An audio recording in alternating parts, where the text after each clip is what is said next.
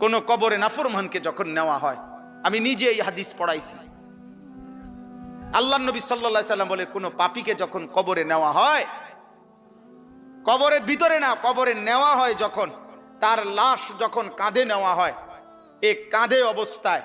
নাফরমান আর পাপী আপন স্বজনরা যখন তার লাশ কাঁধে নেয় খাটের মধ্যে, আল্লাহর কসম নবী বলে সে এমন বিকট চিৎকার করে, ইয়া ওয়াইলাতা ইয়া লাইতাহা, হে আফসোস আমার স্বজন, আমার ইলা আইনা কদ্দামতুমুনি, আরে ফুত তুই আমারে কই নিচ্ছিস, আমার সন্তান,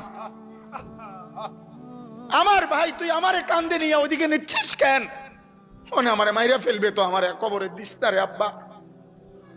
আমারে কবরে দিস না, আমারে তো ফেরেশতা মাইরা ফেলবে, আমারে তো শেষ করে ফেলবে, আমারে দিস না। এইভাবে স্বজন